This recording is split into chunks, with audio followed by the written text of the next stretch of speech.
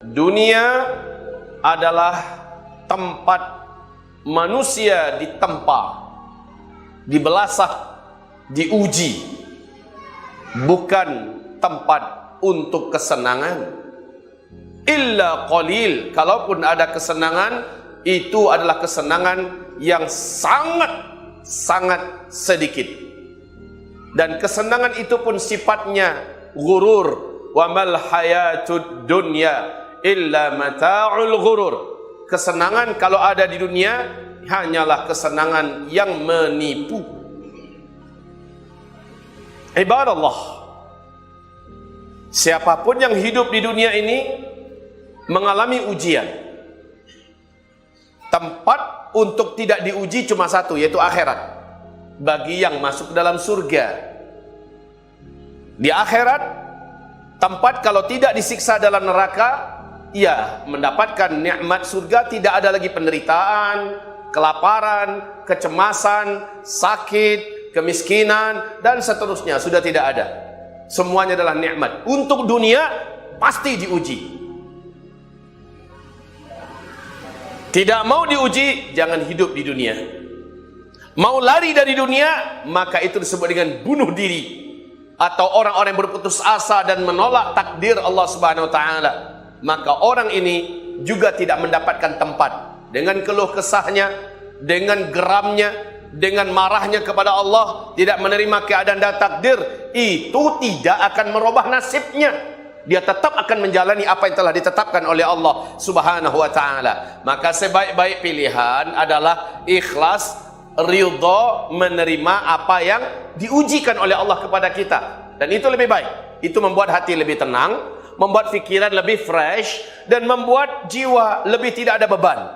Daripada kita berkeluh kesah, menyalahkan Allah dan menolak takdir, itu semua tidak akan merubah apa yang telah ditetapkan oleh Allah Subhanahu wa Ta'ala. Nah, saudara-saudaraku, hamba-hamba Allah, ini akhir zaman, fase keempat penghujung. Mau berakhir kita dari fase keempat. Sebentar lagi kita masuk fase terakhir, fase kelima. Fase di mana dunia seolah-olah bagaikan surga dibuat oleh Allah. Tapi di penghujung fase keempat, berbagai macam ujian telak dan bertubi-tubi, berlapis-lapis datang kepada umat ini.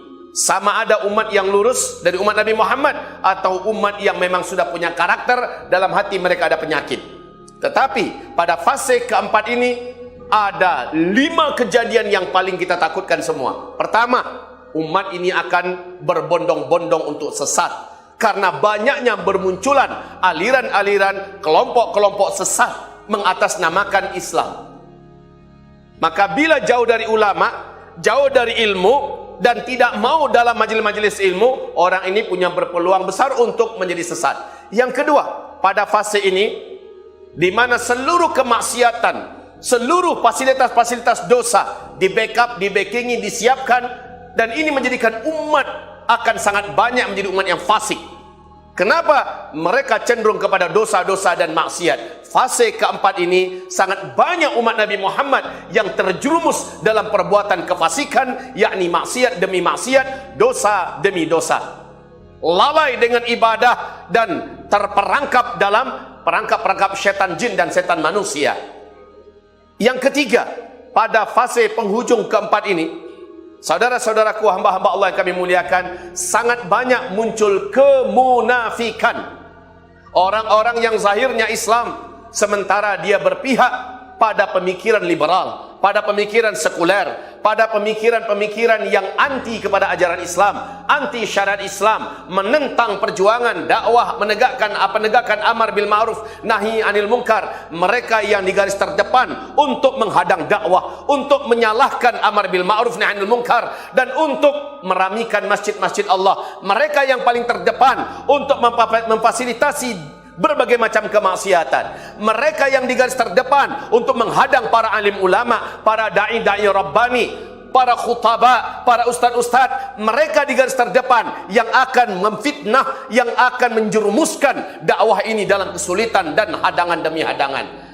Pada fase keempat ini kemunafikan muncul di mana-mana, dan orang-orang munafik, baik tokoh-tokohnya, baik para kiai-kiainya, akan diberi panggung untuk berbicara seluas-luasnya di media-media massa. di koran-koran, di televisi-televisi mainstream dan sebagainya, baik di Indonesia atau seluruh dunia yang lain. Dan ini ujian tersendiri bagi orang-orang beriman yang teguh, orang-orang beriman yang tegar dan sabar dalam dakwah, istiqomah dalam meniti jalan siratal mustaqim, berhadapan dengan orang-orang munafik ini. Yang keempat, dan maaf, orang-orang munafik di fase keempat ini banyak sekali, dan mereka tidak peduli dengan Islam dan bahkan ikut-ikutan menyalah-nyalahkan para pengemban dakwah Islam. Mereka bahkan ikut mendukung orang-orang yang zalim, orang-orang yang jahat untuk memberangus keberadaan eksistensi dakwah Islam al-haq. Dan mereka di akhir zaman ini menjadi musuh yang terberat. Wajar toh kalau dalam Al-Quran akhirnya Allah mengungkapkan mereka aladul khisam. Musuh Islam yang paling alot adalah orang munafik. Kemasannya Islam, tampangnya kiai, dibeli gelar dengan kiai, buya dan sebagainya. Sementara mereka lah yang menyesatkan fikiran umat dari jalan yang benar. Dan mereka inilah yang menjadi penjilat-penjilat kepada kekuasaan yang zalim. Mereka ini bermunculan di akhir zaman dalam jumlah yang lumayan besar dan banyak. Ujian terbesar dari kelompok yang ketiga ini. Yang keempat, ujian yang terberat di fase keempat penghujung ini adalah bermunculan berbagai macam jenis kesyirikan. Dan ini yang terberat. Kesyirikan difasilitasi, kesyirikan diajarkan, kesyirikan dipublikasikan, kesyirikan ditopang, dibeasiswai, dibiayai, kesyirikan mendapatkan penolong-penolong yang terkuat. Dan sehingga Allah berfirman di dalam An-Nur, surat An-Nur ayat yang ke-55, menjelang fase kelima, meratanya di mana-mana kesyirikan. Orang tidak lagi menganggap Allah nomor satu. Orang tidak menganggap lagi Islam adalah satu-satunya jalan hidup. Mereka sudah menganggap selain Islam masih ada jalan yang lain. Selain ajaran Islam masih ada ajaran yang lain. Selain daripada Allah masih ada solusi yang lain. Sehingga ketakutan manusia kepada selain Allah seperti takutnya mereka kepada Allah, bahkan lebih lagi. Banyak manusia, wa minan nasi, dan di antara manusia ada yang sangat takut kepada manusia ka khasyatillah, seperti takutnya mereka kepada Allah Subhanahu wa taala. Au asyadda khasyah, bahkan lebih lagi takut kepada selain Allah daripada kepada Allah. Hari ini betapa banyak orang yang takut dengan kekuasaan. Orang-orang yang berkuasa, orang yang punya senjata, orang yang punya power. Sangat banyak orang yang takut dengan penyakit, sehingga dia akhirnya meninggalkan kewajiban-kewajiban agama. Ada itu kaum muslimin. Dan kitalah yang menilai diri kita, apakah mensyirikkan Allah? Apakah kita menganggap ada selain Allah yang mampu melakukan apa yang bisa dilakukan oleh Allah Subhanahu wa ta'ala? Memberi rezeki, menghidup dan mematikan, dan memberikan kesembuhan. Apakah ada selain Allah Subhanahu wa taala yang pantas untuk kita ikuti ajaran-ajarannya? Apakah ada selain Allah Subhanahu wa taala yang pantas kita harumkan dan kita junjung tinggi syariatnya? Ataukah syariat atau kanun buatan barat, kuatan buatan Belanda, warisan daripada dunia Eropa sana yang kita elok-elokkan dan kita bangga-banggakan, lalu Islam kita letakkan di nomor kesekian? Bila itu terjadi, maka kita termasuk minal musyrikin, di antara orang-orang yang mensekutukan Allah Subhanahu wa taala. Musyrikin di akhir zaman ini kaum muslimin, karena tidak adanya power yang melindungi dunia dengan syariat Islam, maka kesyirikan menjadi marak di mana-mana. Bila ilmu kita minim, jauh dari ulama, tidak suka dengan majelis ilmu, dipastikan orang ini mungkin punya keyakinan yang syirik, mungkin mengatakan perkataan-perkataan yang mengandung syirik, mungkin melakukan perbuatan-perbuatan yang mengandung syirik. Dia sadari atau dia tidak sadari, dia buat, dia lakukan atau dia yakini, maka dia tetap berdosa walaupun dia tidak tahu. Ustaz, selama kita tidak tahu, bukankah Allah mengampuni kita? Kan kita tidak tahu. Kalau begitu, untuk apa Allah kasih kita mata? Untuk apa Allah kasih kita dua telinga? Untuk apa Allah mengasihi kita akal yang bisa berfikir, hati yang bisa memahami dan menerima hidayah? Untuk apa kalau bukan untuk mencari tahu? Kalau tidak tahu ya cari tahulah. Sekarang apa yang tidak bisa dicari tahu? Sementara setiap kita hampir-hampir seluruhnya punya handphone. Mulut bisa bertanya, telinga bisa mendengar, mata bisa membaca, akal bisa berfikir. Apa alasan kita nanti di hadapan Allah? Ya Allah, maafkan hamba-hamba kan dulu tidak tahu di dunia. Allah Subhanahu wa taala mengatakan, saya bedakan kamu dengan hewan.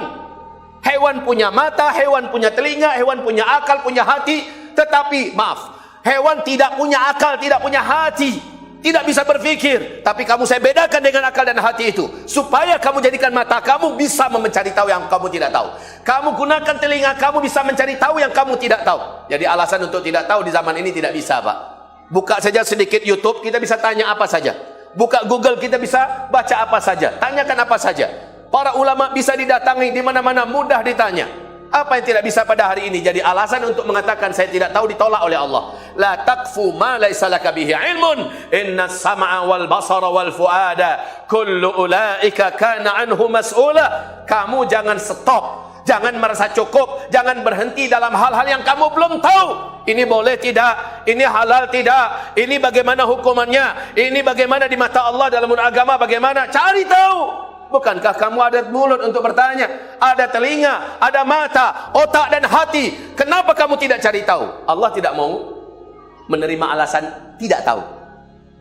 Walaqad dzara'na li jahannam. Kami penuhi neraka jahanam itu nanti. Katsiran minal jinni wal ins. Kebanyakan isinya nanti adalah bangsa jin dan bangsa manusia. Lahum qulubun la yafqahuna biha. Mereka punya hati, punya otak, tapi tak dipakai untuk memahami dan menerima. Lahum a'yunun la yubsiruna biha wa lahum adhanu la yasma'una biha.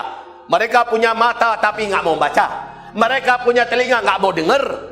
Ulaika kal an'am. Mereka lah seperti hewan ternak, balhum adall, bahkan lebih sesat lagi daripada hewan ternak. Ulaika humul ghafilun. Itulah orang-orang yang lalai menggunakan fasilitas yang Allah berikan untuk mencari tahu. Jadi Allah tak mau terima alasan saya tak tahu. Wajib cari tahu. Makanya talabul ilmi fariidah ala kulli muslimin wa muslimah. Mencari tahu, menuntut ilmu itu hukumnya wajib, fardu ain bagi setiap lelaki muslim dan wanita muslimah. Tuntut ilmu dari sejak kita lahir sampai kita meninggal dunia. Tuntut ilmu.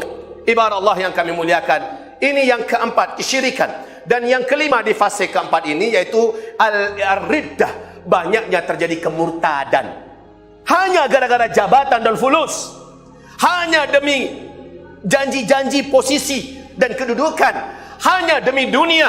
Paginya masih ada iman kata Rasulullah, siangnya dapat tawaran ini dan itu atau tekanan ini dan itu, sorenya sudah kafir. Ada yang sorenya masih beriman, malamnya dapat tawaran ini dan itu, iming-imingan ini dan itu atau tekanan ini dan itu, besok paginya sudah kafir. Ba'u dinahum bi'aradin minad dunya.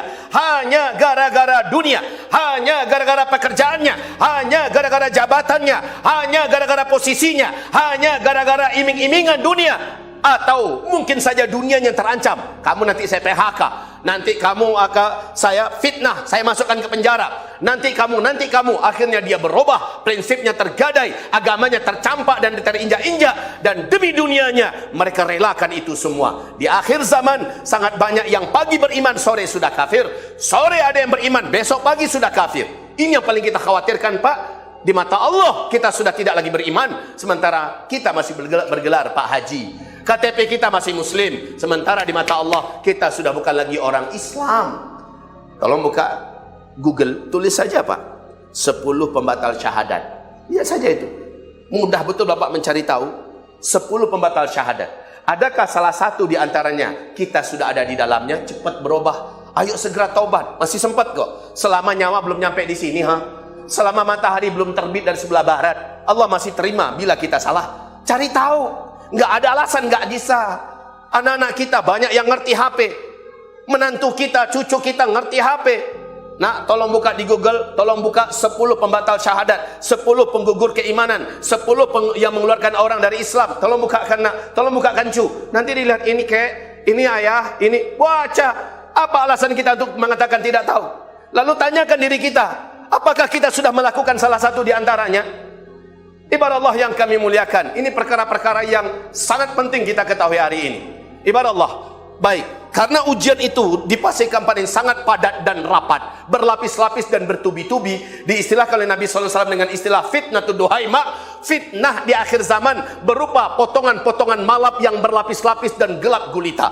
Belum lagi gelap yang ini selesai, datang lagi gelap yang lain lebih padat. Ujian sekarang lebih berat daripada sebelumnya.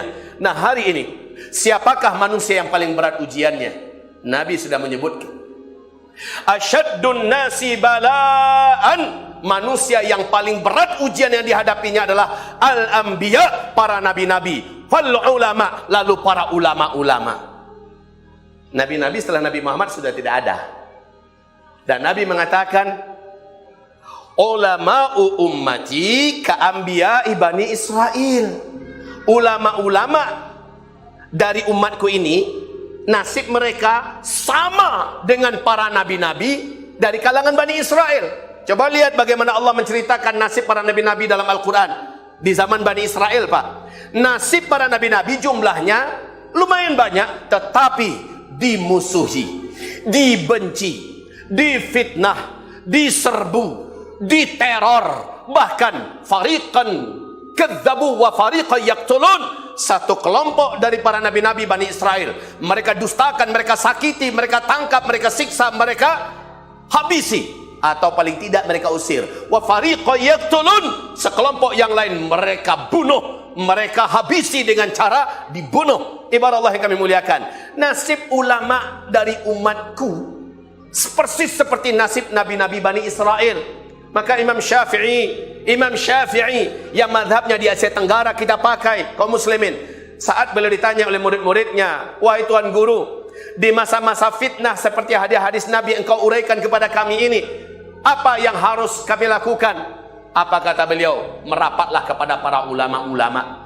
Maka apa pertanyaan muridnya berikutnya? Wahai Tuan Guru, sangat banyak ulama-ulama, yang ulama mana yang akan kami dengar? Ulama mana yang akan kami ikuti? Apa jawaban Imam Syafi'i? Ulama yang harus kamu ikuti, ulama yang harus kamu dengar, ulama yang harus kamu percayai, kamu patuhi adalah ulama-ulama di mana ujung-ujung senjata fitnah dari orang-orang kafir dan orang munafik banyak ditujukan kepada mereka. Siapa saja ulama yang paling dibenci oleh orang-orang kafir, oleh orang-orang munafik, maka itulah ulama yang harusnya kamu dengarkan, kamu patuhi, kamu taati mereka. Ibarat Allah yang kami muliakan, di akhir zaman ini kita sudah mengerti, kita sudah paham kemana arah pernyataan Imam Asy-Syafi'i ini. Dan ini ujian. Soalnya kenapa? Kalau kita tidak menyimak dan mengikut kepada para ulama-ulama warathatul anbiya ini di akhir zaman, maka khawatir kita 5 keterjerumusan tadi, kita akan masuk ke di antara mereka. Pertama tadi adalah kefasikan, kedua adalah kesesatan, ketiga adalah kemunafikan, keempat adalah kesyirikan, kelima adalah kemurtadan. Seluruhnya adalah ancaman yang paling membahayakan nasib kita di akhirat. Karena nasib kita akan berujung dengan neraka Jahannam jika kita tidak mau merapatlah dengan para ulama.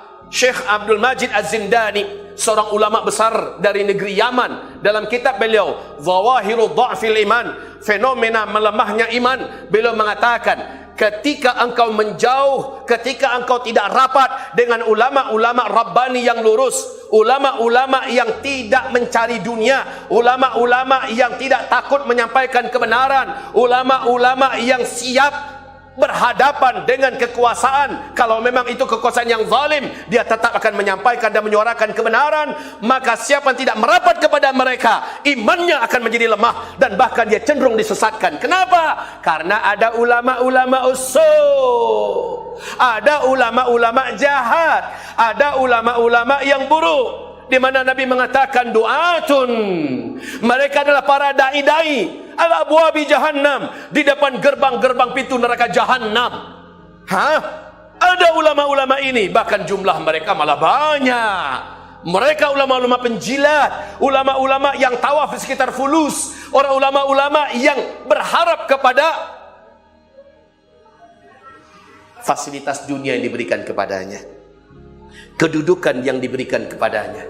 Ulama yang bolak-balik datang ke pintu-pintu kekuasaan untuk mendapatkan sekeping daripada dunia. Ulama macam ini di akhir zaman banyak, ibarat Allah yang kami muliakan. Tetapi kita sudah dapat arahan dan panduan seperti apa yang akan kita ikuti. Oh Ustaz, kalau seandainya ulama kami dapat ujian, otomatis kami juga akan mendapatkan ujian. Oh iya, iya. Tetapi ingat, innallaha la yanzilul bala'ila ala qadri sabar. Allah tidak akan turunkan ujian kecuali dengan kadar kesabaran yang ada dalam dada orang itu. Jadi setiap kita akan diuji dengan kadar sabar yang ada dalam dada kita, Pak. Allah tuh maha tahu seberapa kemampuan kita memikul ujian. Allah akan berikan ujian sebanyak itu juga. Allah tidak akan lebihkan. La yukallifullahu nafsan illa wus'aha. Allah tak akan bebani seseorang di luar kemampuannya. Setiap ujian yang Allah berikan sesuai dengan, dan Allah maha tahu orang ini kadarnya cuma segini, maka ujiannya diberi oleh Allah setara dan setaraf dengan kemampuannya memikul ujian. Wa innallaha la yanzilur rizqa illa ala qadril maunah. Allah tidak akan turunkan rezeki kecuali sebanyak beban yang dipikulnya. Jadi kita punya beban apa dalam hidup kita, Pak? Jangan khawatir, anak saya 5 Ustaz, kalau saya tambah lagi 6, saya tambah lagi 7, nanti rezeki mereka bagaimana? Oi, dengar hadis ini, bahwa Allah tidak akan menurunkan rezeki kecuali sebatas pikulan yang terbebani di atas pundaknya. Semakin banyak, maka semakin banyak Allah berikan. Yang penting kita harus meyakini. Jadi tidak ada ujian yang di luar daripada kemampuan kita untuk memikulnya. Astaghfiru rabbakum innahu kana ghaffara yursilis sama alaikum midrara. Alhamdulillahil wahidil ahadil fardis samad alladhi lam yalid wa lam yulad wa lam yakul lahu kufuwan ahad. Asyhadu an la ilaha illallah wa asyhadu anna sayyidana wa habibana Muhammadan abduhu wa rasuluh la nabiyya ba'dah. Kisah dakwah yang terbanyak Allah ceritakan dalam Al-Quran adalah kisah dakwah Nabi Musa alaihi salam berhadapan dengan Fir'aun laknatullah alaih. Kisah dakwah para nabi-nabi yang lain ada, tapi hanya sekelebat dan selayang lewat. Kisah dakwah Nabi Muhammad pun hanya sedikit Allah sebutkan. Tapi kisah dakwah Nabi Musa berhadapan dengan sumber kekuatan dan kekuasaan yang eksis saat itu paling banyak dalam Al-Quran. Hampir-hampir di setiap surat Madaniyah Allah ceritakan bagaimana kejahatan-kejahatan Fir'aun di dalam menghadang dakwahnya Nabi Musa alaihissalam.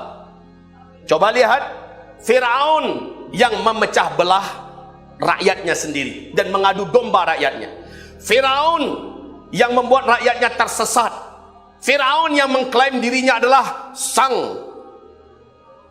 penguasa tertinggi dan dialah yang paling patut untuk dihormati, dimuliakan, disimak, ditakuti. Firaun yang mengklaim dirinya adalah Tuhan. Firaun yang diktator, dia yang menghabisi, membantai. Dia yang menghabisi dan membantai rakyatnya sendiri. Anak-anak kecil pun dia tega untuk dia habisi. Fir'aun yang memiliki media dan menyebarkan fitnah melalui medianya di mana-mana. Fir'aun yang memiliki tentara, termasuk tentara terkuat di dunia pada masa itu. Dan dia sangat bangga dengan kekuatan militer yang dikuasainya. Fir'aun yang memiliki para konglomerat dan cukong-cukong di belakangnya. Fir'aun memiliki segala syarat-syarat untuk eksis bertahan lama. Dan pada akhirnya Fir'aun melihat satu-satunya pengganggu yang layak dan wajib dilenyapkan di muka bumi ini adalah Musa serta orang-orang yang beriman dengannya. Lalu Fir'aun menyebarkan isu. Setelah berbagai macam cara menumbangkan Musa tidak tumbang-tumbang, berbagai macam cara menghabisi Musa tidak habis-habis, berbagai macam cara menutup dan memberangus dakwahnya Nabi Musa tidak terhadang, makin diberangus makin luas. Makin dicintai Musa alaihissalam oleh rakyat jelata, orang-orang yang percaya dan beriman kepadanya. Semakin populer Musa alaihissalam. Dan ini menjadikan Fir'aun berangasan tidak karu-karuan. Lalu pada puncaknya Fir'aun berkata, waqala Fir'aun berkata, "Dharuni aqtul Musa." Saatnya Musa harus dihabisi, dibunuh. Wal yadu rabbah. Jangan ada yang coba-coba gabung dengannya. Jangan ada yang coba-coba membela dan membantunya. Biar dia sendirian. Biar dia cuma minta tolong kepada Tuhannya. Inni akhafu, aku khawatir, kata Fir'aun, ayyubaddila dinakum. Musa ini ingin merubah ideologi negara kalian. Ini pernyataan Fir'aun. Aku khawatir Musa merubah negeri dan negara kalian ini. Kalau Musa ingin merubah, kemana ingin dirubah oleh Musa? Pasti ke jalan yang benar, pasti menuju kepada jalan Allah. Lah Fir'aun karena jalannya jalan setan, dan dia senantiasa mempublikasikan kemana-mana, inilah jalan yang lurus, inilah jalan yang seharusnya kita tempuh. Sementara jalan yang diinginkan oleh Musa, itulah jalan yang berbahaya. Dia akan membelah-belah bangsa. Padahal tukang pemecah belah bangsa adalah Fir'aun sendiri. Coba lihat apa yang terjadi dengan Nabi Musa. Luar biasa kaum muslimin, luar biasa. Tapi Nabi Musa tidak punya apa-apa. Tidak punya tentara, tidak punya senjata, tidak punya media, tidak punya harta, tidak punya backing aman, tidak punya. Yang Musa punya apa? Allah. Yang Musa punya cuma Allah. Siapa yang menang pada akhirnya? Pada puncaknya Fir'aun, setelah menyebarkan isu bahwa Musa ini berbahaya, au ayyudhira fil ardil fasad, Musa ini teroris. Itu kalimat terakhir Fir'aun ya. Musa itu teroris. Dituduh Musa dengan orang-orang yang bersama dengan Nabi Musa, ini akan menimbulkan kekacauan. Dia punya senjata, Musa ini akan melenyapkan negeri ini, Musa akan membantai di mana-mana. Padahal orang semua tahu yang suka membantai di mana-mana itu siapa? Fir'aun. Yang punya senjata itu siapa? Fir'aun. Yang punya tentara itu siapa? Fir'aun. Tapi Fir'aun yang nuduh Musa teroris. Akhirnya dengan legitimasi yang dirasa cukup, dengan media yang dirasa mumpuni dan mapan, maka Fir'aun pun menyusun seluruh kekuatannya. Semuanya dilibatkan, sampai menteri-menterinya, orang-orang kaya yang membackup di belakangnya, semua dilibatkan untuk membunuh Musa alaihissalam. Pada akhirnya Allah subhanahu wa ta'ala suruh, hai Musa, lari cepat, bawa orang-orang beriman bersamamu. Di depan terhadang oleh Laut Merah. Musa dan kaumnya terhenti di situ, tidak tahu bawa kemana lagi, mau buat apa. Sementara Fir'aun dengan semua kekuatannya bersatu padu mengejar, memburu. Tentara-tentaranya menghunuskan pedang-pedang, siap mencincang Nabi Musa alaihissalam dan para pengikutnya. Lalu apa kata kaumnya? Sebentar lagi kita akan dihabisi. Kata Nabi Musa, ada Allah. Kalian jangan khawatir, ada Allah bersama kita. Apa kata Allah? Musa, ketukkan tongkatmu ke laut. Terbelahlah laut. Dan ini kaum muslimin Allah abadikan ceritanya dalam Al-Quran. Saintis juga mampu membuktikan bahwa ada bekas belahan itu dan tanda-tanda bahwa pernah terjadi hal yang luar biasa di Laut Merah di mana Musa menyeberang. Hamba-hamba Allah yang kami muliakan, Fir'aun di puncak kekuasaannya, di puncak kekuatannya, di puncak kesombongannya, di puncak kecongkakan keangkuhannya, di puncak kejumawaannya, di puncak kekayaannya, tenggelam bersama orang-orang yang bersama dengannya. Dan sejarah ketika Allah ceritakan dalam Al-Quran, pasti akan Allah ulangi kembali. Ketika ahli dakwah dari kalangan Nabi dan Rasul serta para pewaris-pewaris Nabi sudah tidak berkutik lagi, mau kemana? Mata Nasrullah, kapan engkau tolong kami ya Allah? Jalan sudah buntu, ke depan sudah tidak ada lagi jalan.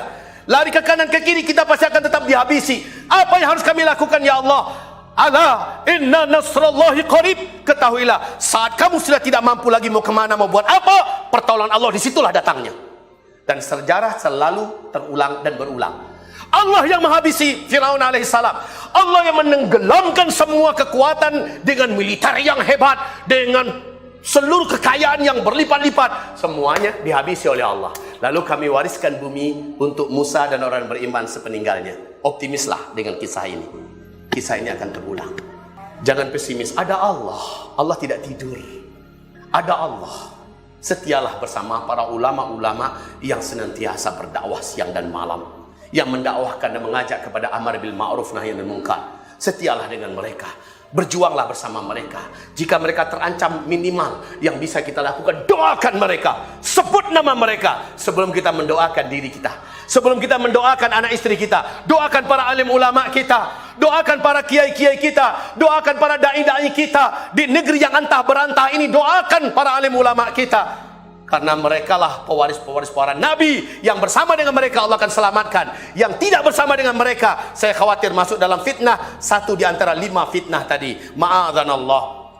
Allahumma salli wa sallim ala hadha nabiyil karim wa ala alihi wa sahbihi ajma'in wa man tabi'ahu bi ihsanin ila yaumiddin. Allahumma ighfir lil muslimina wal muslimat والمؤمنين والمؤمنات الأحياء منهم والأموات برحمتك يا سميع قريب مجيب دعوات.